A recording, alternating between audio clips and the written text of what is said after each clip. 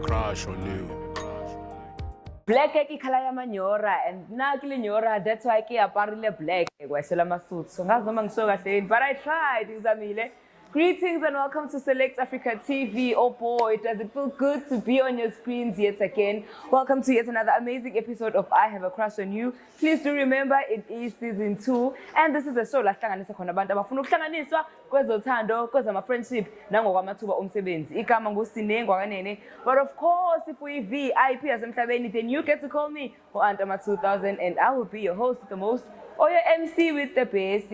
And now we're going to go you can write to us on the email address down below. So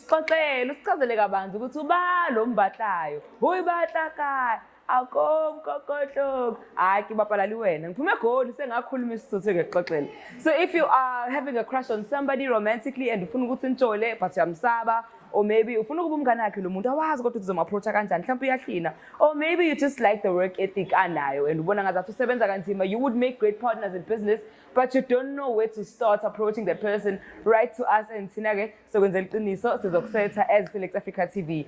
Namhlanje abantu esobasetha usithembile ukuyena ntombazane ebhaleliwe ubhalelwe usihle. Sithembile ke nathi ukuthi hayi ke usihle Nkosi yami bazomenzela isihle avuke naye avuke ngentombazane enhle. Now follow me and let's check out ukuthi into yabi izohamba iphelele kanjani, and while you follow me please also don't forget to follow Select Africa TV on social media and subscribe to this awesome channel on YouTube. Okwamanje ngilandele. Molweni sanibona igama nguSihle Fiklen, ngokuzalwa ngizalwe Eastern Cape Drop yase Flagstaff. Ndikhulele kulali yase JB. Kodwa ngokuphangela ndiphangela eVerelem KZN. Ngibhalelela ekhaya ku Select TV kuba ndifuna uncedo. Senibonile abantu abaninzi bencedwa. Nami ndabona mama nibalekele khona apha ekhaya. Khona intombazana apha endake ndayibona emsebenzini wami. Le ntombazana kuthiwa nguSithembile wakwacele omagaya madoda. Hey. Ndazama ukuthetha nayo sisi hayi kodwa wanikeza igama lakhe. Ndacela inamba azangafune. Okundimsearcha ku Facebook ngenhlahla. Odlamini banibonisa yena kodwa kudala ndizama umbhalela ku Facebook hayi akandiwoyanga. So enda apha senibaleke lapha ekhaya ke kodwa ndiyathemba uba ngizoncedakala lapha ekhaya. So waka Fikland. Yeah, exactly. Sibongo sakho. Hayi sibona. So mangasibona nje emaphepheni ngakubuka usho singatshetha ikhaladi. Zithini ithakazelo ufuna ukuthakazela njengejongo? Yazi xa ndibaxelela abantu about izithakazelo ababelieve because olento zoFikland bodlamini ojama kaSithathu ozizi. Okay. Umuntu ufunda every day. So tell me about this girl esize ngaye la namhlanje uSithembile. uSithembile akukho kuninzi engikwaziyo ngaye. Kodwa ke into enayibonayo kuye iyo endenze ndanomntu ukuthi ndimazi kangcono. Yini lo ayibona? Yanibona nje ngentombazane ethobekileyo. Mhle kodwa ka angigcila ngakhulu lapha ebuhleni yabona. Indlela wa approacha ngayo. That day nanibona akakaza aphele ebusweni bami. Since from there. So you met wase wahamba umbheka ku Facebook. Exactly. Wamthola. Are you speaking on Facebook? No, we're not. Ndilo ndimbhalela message mama sigijima apha ko 50 lo ndi hi. Hey, exactly. Yeah. Exactly. Nenza wena sabantu besifazane. Hayi. Ngicela ukuthi my ladies asiyeke ndoda sibaphendele nabafo. Mhlawumbe umshado wakho la. Exactly. Okay, so you don't talk much noSithembile. Mazi ngaleyo ndlela so i-date namhlanje yona ezokusiza ukuthi umazi kangcono. Nkosi yami ndifisa kanjalo umuntu esekhaya. All right, so what are your intentions with uSithe? Would you like just to get to know her? Would you like to date? Are you dating to marry? Are you dating for vibes? Are you trying to smash and grab? Like what's your intention? Uyabona uba ngaba lento ndayinothisa kuye ngalamini iyo umntana othobekileyo ubuhle bakho endabona ngaphandle buba khona ngaphakathi hayi ngeke phela kufanele ukuthi ndiyovela komagaya. Usuready vele wena. Hayi ndiredi. Vele ndiyakhangela kwamna ngokani ngikhathele ukudlala uqaphu ngoku yabona. Yakhathaza ne? Bibili ufunda ama favorite color omuntu. Hayi. Tell me about yourself sukhathele manje. So if she says akakabi ready and to get married, because when that's the step you are at empilweni, what would be the next step? Would you think that should mean sengihlukane, or would you be willing to continue until she's ready to actually settle down with you? Andimandi ukumlinda ne, kodwa ke I think ndinayo indlela ukuthi ndingamconvince ukuthi abone ukuthi no lo mjita lona sey right ebomini seyifuna umuntu segrand yabona. Okay. Yeah, because nanje umuntu esifazana naye fama segilekile sebethekile yabo. Unali side lokuthi naye afuna umuntu oqondileyo. Yeah. Yeah, zikhona indlela no konke ngendoda na. Okay. Uzaba la. So yenzile research ukuthi she single, she taken, she married, she engaged. Hey, lona liqhala nalo lo ngenzeka khona lenkunzi. Aloku evuka esifubeni sakhe but ibholima kwemntwini. Kodwa ngithetha ku Facebook wakhe angabona ama post, angazibona ama post akhona yabo kusavela yena. Mayikhona inkunzi ematholeni uzoyenza njani? Ngeke izosuka ndindoda omXhosa manje. Kuleka. All right, so ngena ke manje sombheka usithe, hopefully if all goes well.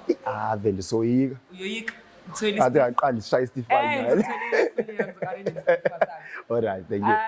What did I want to say? I wanted to ask ukuthi do you have deal breakers? Manga sethi uyambona namhlanje usithe, and the certain things she does or says zikhona izinto angazisho or angazenzi ezingakwenza ukuthi uthi actually angisamfuna akusile umuntu ade ngicabanga ukuthi uyena. Yamqonda. I don't think so, but ke umuntu uyashintsha kuyenzeka ukuthi ubone iside kanti ubone iside elwrong emntwini. But ke mina I believe ekutheni lento endayibonayo iyo andifuna ukucinga negative yabona. Okay. So ndiyama ngalama positive thoughts andenza ukuthi namhlanje ndibendi la. All right. Yeah, funa iqhubeni be positive kanjani andifuna ukufaka into negative ukuthi ngaze ndithi All right. Okay, Mbukeli, stay with me as we get into izinto ezipositive zabo king yena, queen yena, jealousy. You're watching I Have a Crush on You season 2 right here on your favorite channel, Select Africa TV. If you have not subscribed, please do best and dial what you must. And next to me right now is the beautiful Stembile ukuyena umuntu ezizengayo obhaleliwe sithe unjani? Ngiyaphila sis. Right. Ngi-right. Are you nervous? Noma ushy style? Ngi-shy style. Shy style. Okay, I love your smile. So thank you for agreeing to come to the show and to be a part of Into Esiwenza Namhlanje. So I know you are awuthola ngibhulise phelele, but basically this is a show la hlanganisa khona abantu who would like to get united for different reasons. It could be umjolo, it could be umsebenzi, it could be my friendships and stuff. So I have a guy osibhalelile uSihle Fiklen. Uthe wabantu bakaFiklen uDlamini ojama ngazi manje ngicrema ngaphela zokuphela uze kuwena so bengeke mina ngicrema ithakazelo zakhe yabo unless kube beze kimi ngabe ngiyazazi zonke. So Sihle ula because he would like to be with you romantically as in intandane. That's why he brought us on the show and that's why nawe ula. So ngifuna nje ukuthi ngikubonge for ukuthi usavele usiphi isikhathi sakho. You probably are busy and mhlambe kukhona izinto ekumele ngabe uyazenza but you came out wazi usilalela ukuthi at least this thing. So for that thank you so much. So uzombona uSihle in a few minutes angizile ukuzomshelela ngizokuchazela ukuthi into ekulethela yabo ikanjani. So I don't know noma uSihle uyamazi noma umuntu oyi stranger kuwena. I think mhlawumbe ushoyela lesihle lo okangibhalela ama message on Facebook. Oh kanti uyawabona. Yeah. Oh manje umphendula ngani? Oh sibarwethu. Usuku usumzimelani?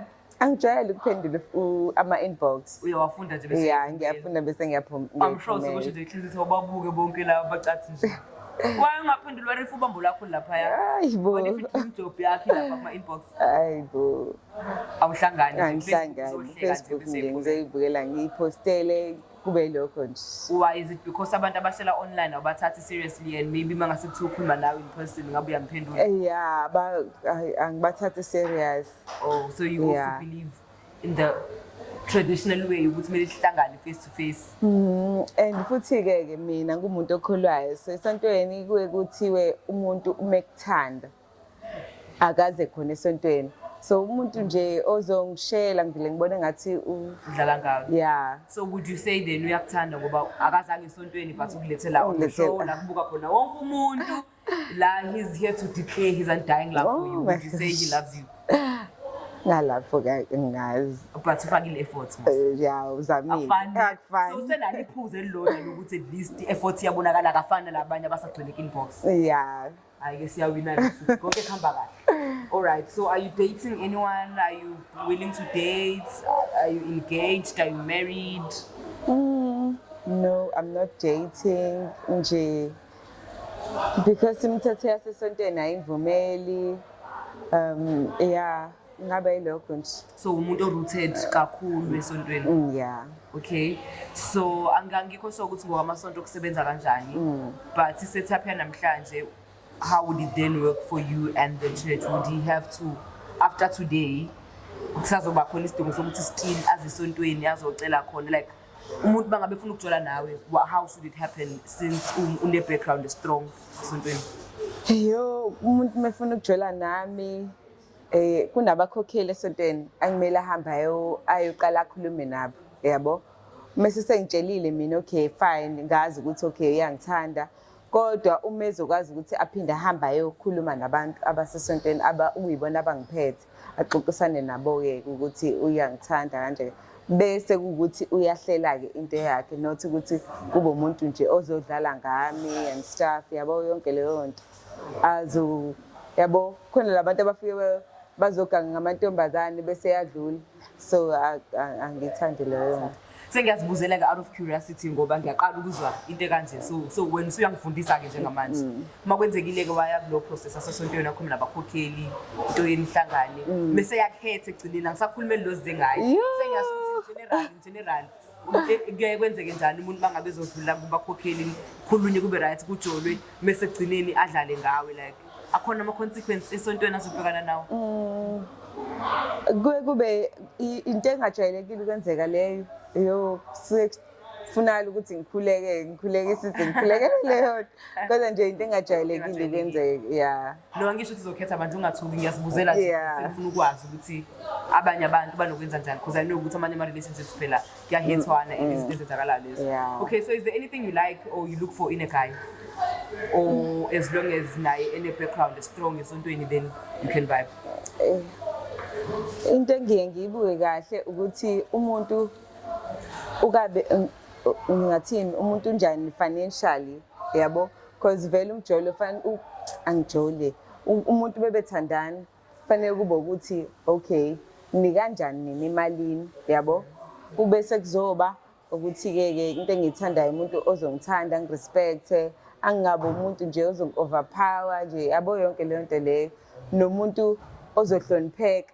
Ngingathi ngihamba nomuntu nje mfethu uhambe bingelela, yabo nje uyazi hayi ke ngajola nawe to angisithembi yakho usiye nje waza wangithula. So most financially, do you mean nobabili kumele nibe financially stable or so babili fanele sibe financial stable nje ukuthi singakwazi ukuthi yabo sihlanganise into yethi. Yeah. Okay, so right now are you at that stage ukuthi financially ungaba nomunye umuntu uzokuembusha nje lo muntu esizengayo? Sobona khona. Sobona ngendlela. Okay, so uthe uyamazi ne? Uyacabanga ukuthi ngiyacabanga ukuthi ngiyamazi. There's only one way to find out, and that is for me to bring him through ezela. So hopefully into yeni izohamba kahle. All the best with the conversation. Mawukuthi akasonto, would that be a deal breaker for you? Yeah. Angmazi but I'm crossing fingers. I'm hoping he's about on the same page because he sounds like he's serious about you.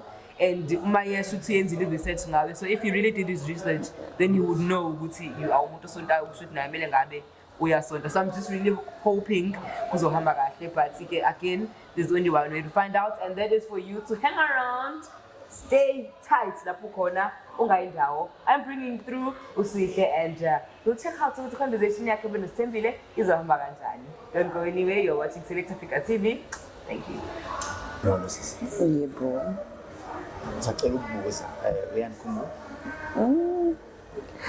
manje mengikubona ngikhumbula kancane sengiyakubona nje lapha ku Facebook ngibona ngiqhamuka ngiyakubona.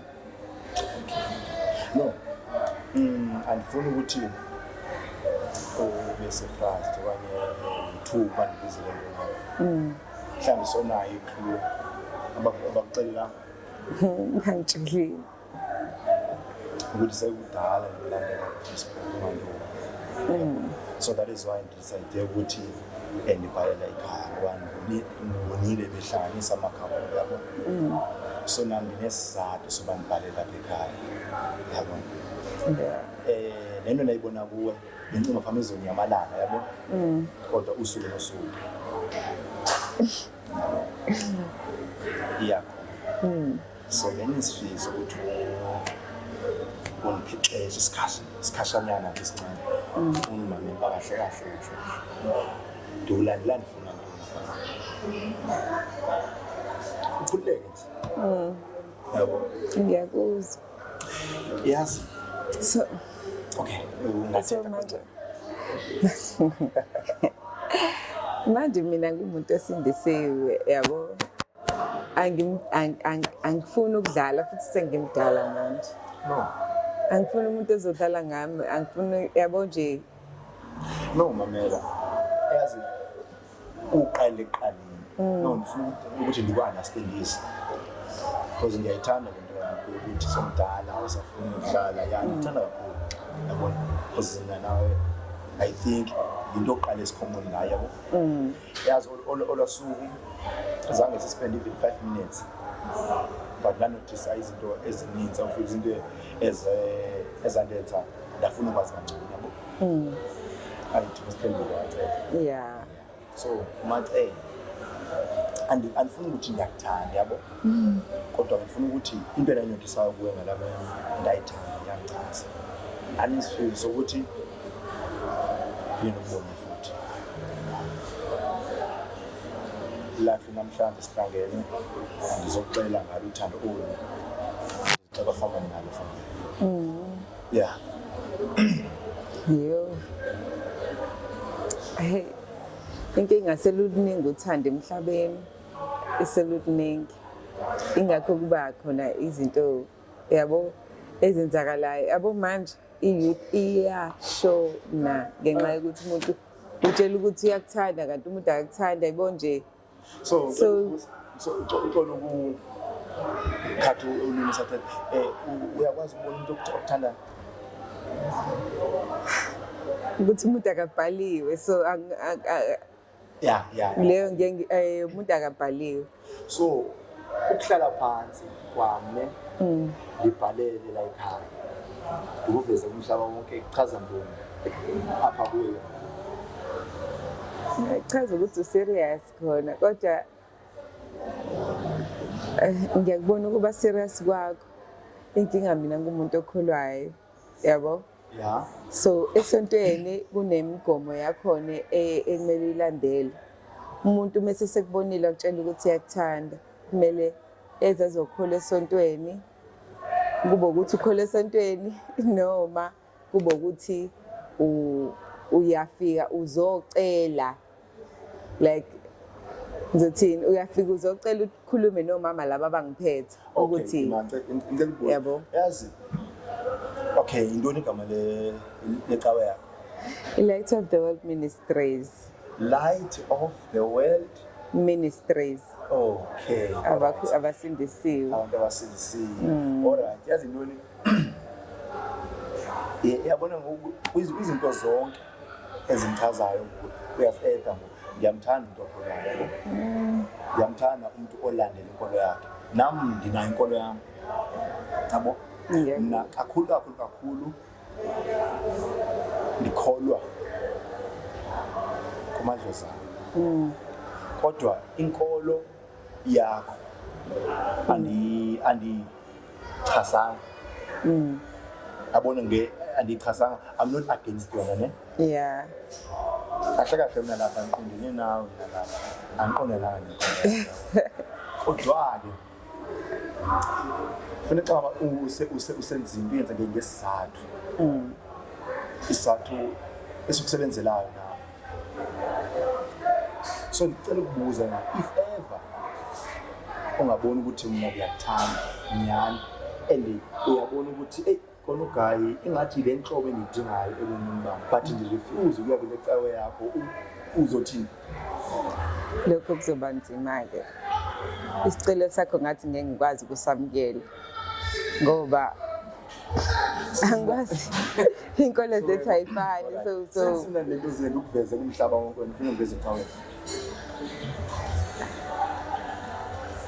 ukungiveza umhlaba wonke akusho ukuthi akusho lutho. Uyazi ukuthi andithi siyaqala ukuthetha ngo face to face. Injongo zami banibhalele lapha. Benifuna ukubonisa ukuthi I choose you. I chose you first time ukubona. If ndiyagaxela but uthi mina ngumuntu obeliever ethandweni into la inhliziyo yami. Yabo. So that is why ndinazokuveza la. Ukuthi ayikho intombazane enza funa ukuba ingichaza. Kodwa le cawe andikho against yona because nami ngumuntu okholwayo but ngikhula ngendlela ehlukileyo. Yebo. Because yabo ngumuntu okholwayo but ngikhula ngendlela yami. Yabo.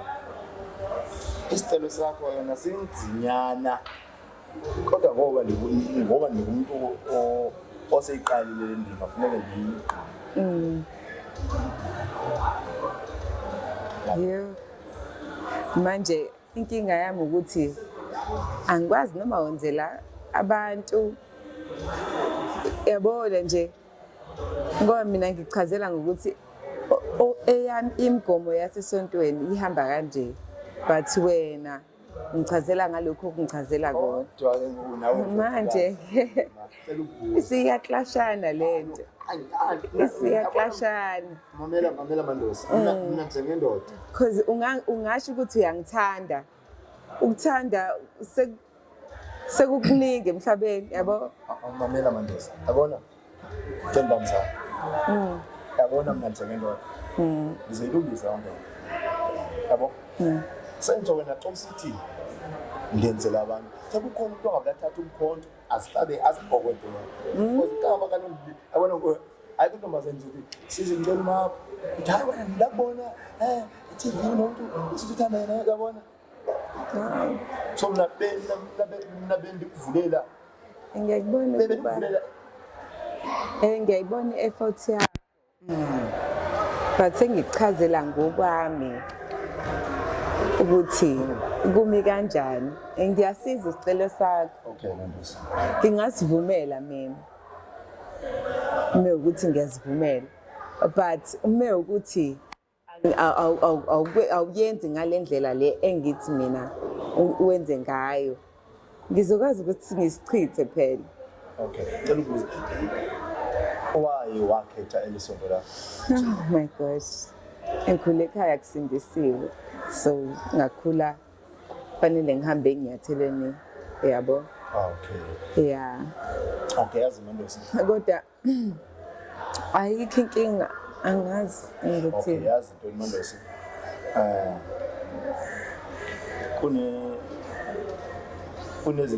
Kunento endazi xelela yona. Ukuthi mhla izinto zimfumane umuntu ngimthanda. Doze ngimhloniphe. Yabo. Istep sokuqala ngidana kubhala ku Facebook ungandiwine. Labalekela waselective ukuze bazoncedisa. Step sesibini siveze emhlabeni wakhe. So step sesithathu yongena esontweni phakathi nayo. Izothini nako into engiyaziyo mina kuyoguqa emsamo ngithethe namadlozi akuthi eBhayibhile bona andazi ngiba kukhona uMateyu nobani uMateyu bapha. Okay ake sithethe into general. Isizathu sokuthi ndingayi unodla ukuthi I'm against yona. Ngiyakholwa ukuthi ngiyamnge emsamo ngiyothandaza umuntu engimaziyo yabona. So what do you know about Mateyu nobani bani?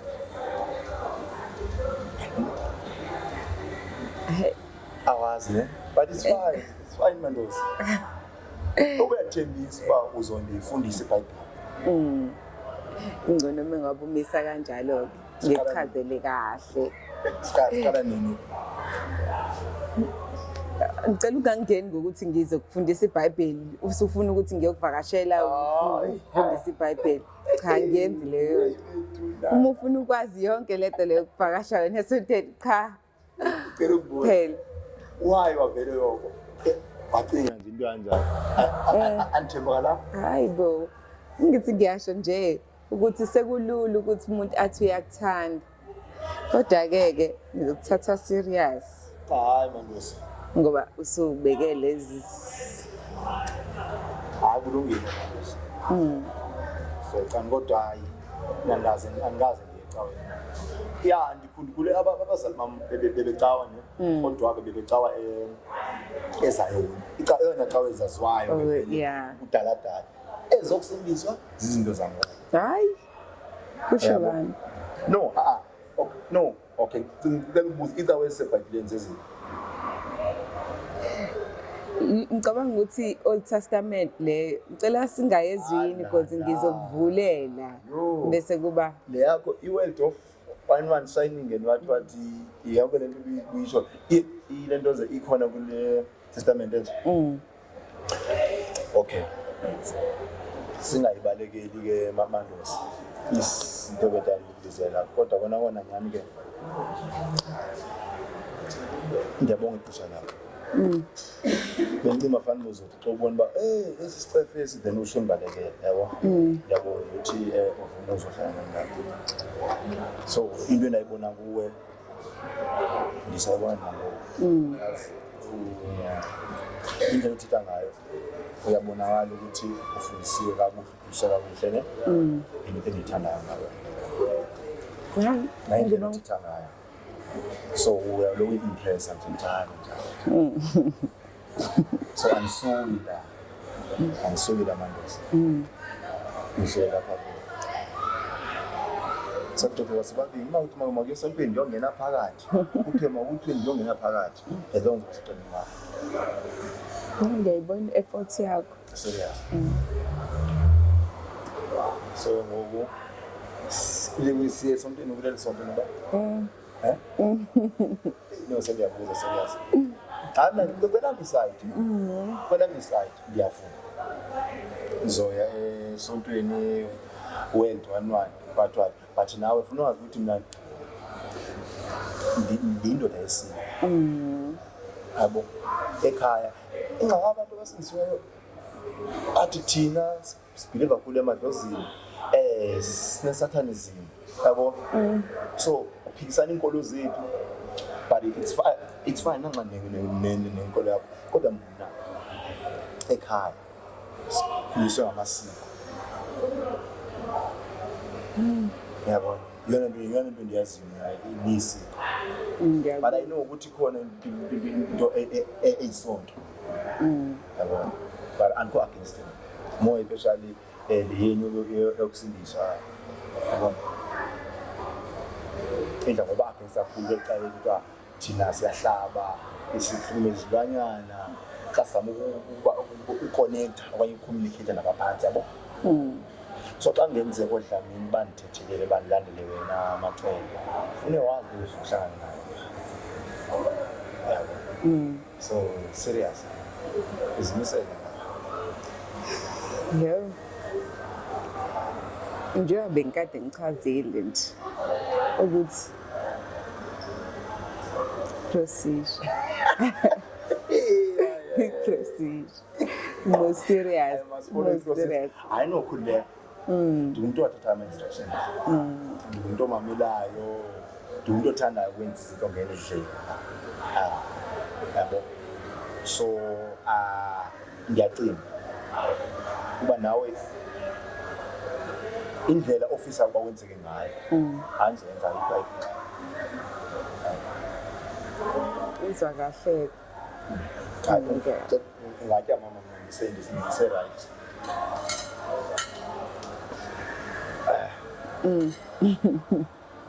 Mina sengingenele ngesandla. Ngena. Nami xa ngihlula lento zoyeka yeah kodwa la ngabona cha lapha ngabona mhlanje ndondonabe kakhulu bendingazi banyani serious ngizokufumana njani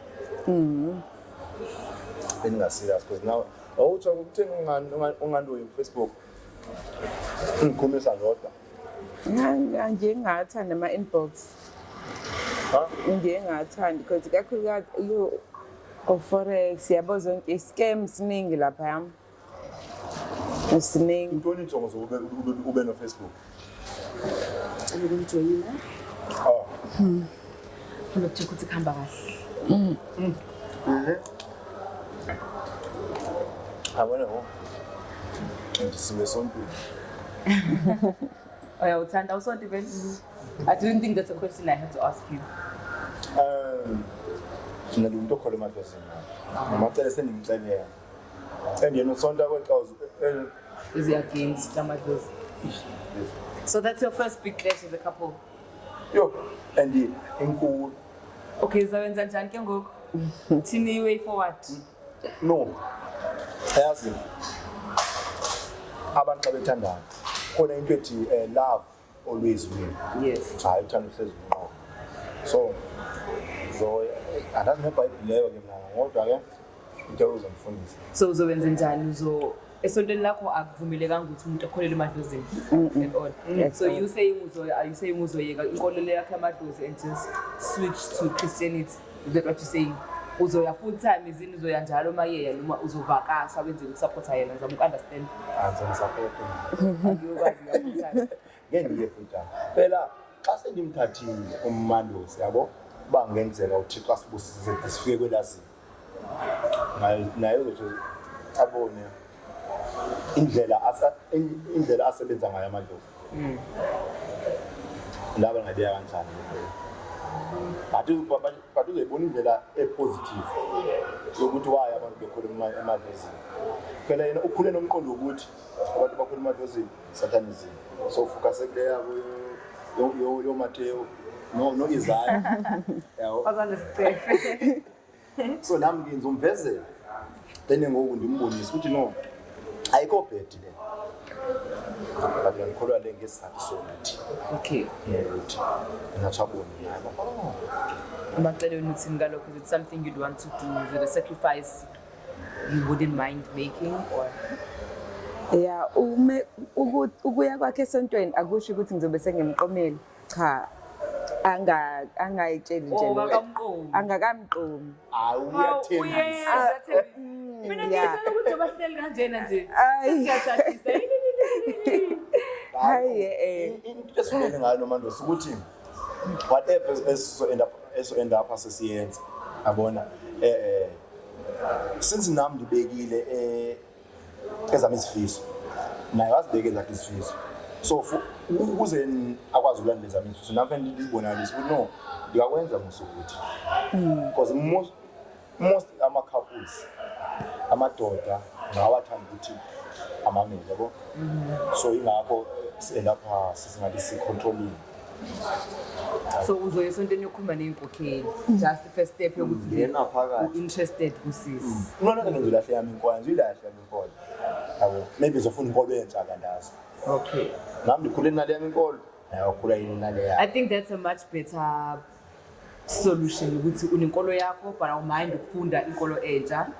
I think it would work best mangase kuthiwa nawe unenkolo yakho and awumind ukufunda inkolo entsha ukuthi angazi uma wena into ongathanda yini ukuthi yenze because yena already se-expressile ukuthi akamind uzokwenza lokho but wena is it something you'd want to do ukuthi ube nenkolo ezothule yakho angakushintshisi kuyona akasho ukuthi suka but it's just asking ukuthi adapta kweyakhe nimithane halfway because ukuze lento enisebenze you have to compromise. Exactly. You have to compromise. So what are you saying? Are you willing to compromise and sacrifice? Kuzodependa ukuthi yena umisa kanjani. Yeah. Kodwa angangitest angilone ground lokudlalela angilone ground yaselokishini You're driving school. Angangitest. Hayi mina ngiyaziyo mina indlela engifundiswe ngayo ukuthi respect is everything. Yes, of course. So wethu namhlanje la, how are you concluding or wrapping up the conversation? Are we saying it's looking good still mhlawumbe usadinga isikhathi sokucabangisisa kahle usafuna ukumbona ezosontweni iqala kuyima umnika impendulo or umnika amanzi impendulo like ukusuka la siphetha kanjani sihamba ithini into yakhona and kuleli kuwe kungaba ukuthi ubhuti userious kangakanani yeah sengisibonile istep sakhe sokuqala yeah ngichazekile Yali point. Lebo hamba kahle kahle. kodwa nje ayi bandla naye angazi ngathi nje Usafuna ukubona. ngafuna ukubona But usafuna ukubona but okwamanje Okwamanje nje. green side. yeah So yonke into ilele kuwena manje ungathi mawusuku green bese you like udrop ibhola uyithola usukheli ku red futhi manje ungasa understand. Hayi no yindoda ezaziyo. Indoda ezaziyo. Okay. So sivala ngokuthi sithi usazo abangisisa Playstone izenzo Yeah. zakhe. Umfowethu mina ngikuthembile. Ngikuthembe ngegama lakhe. Ngeke ngicorrect. Ngiyathemba the fact that step sakho sokuqala vele siyithiki. Ukuthi okusuka la yonke into be walking the park and ngoba usushilo ukuthi awumayi. Ngithethe nodwa ku Facebook. Shawa hi hey. Wangalahla ithemba. Number 2 ngena ku Select TV. Number 3 Useqaweni phakathi inside. Hayi. Bangene boza yami. hayi kodwa phakathi ma yazi ukuthi okwesithathu hayi okwesine Izobe seku-right. And the beautiful thing is I asked her ukuthi my data, like what's her stance on dating. She doesn't do hookups and random dating. She dates for a purpose. Nawe nje ukuze like yena uze ngepurpose yokuthi eventually you wanna settle down. Hopefully you settle down with her. So I'm hoping ukuthi kuzohamba kahle ngoba i-purpose yenu iyafana. Both of you want to settle down and start a family and be serious. Akafuna ukudlala now ukhathele ukudlala. So that means kuyakhanya. It's looking good. Ngiyabona ngibona into ekwenzeka ngayo. Ngicela ukunishiya ngoba ngiyabona green lights green iyathenga indawo. So ndede line.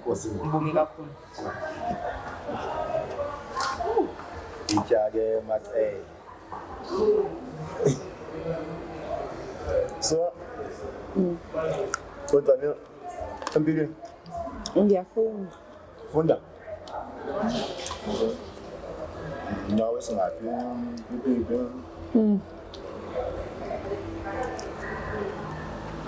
ngifunda the excellent ngenza ama-ends so manje ngenza N-form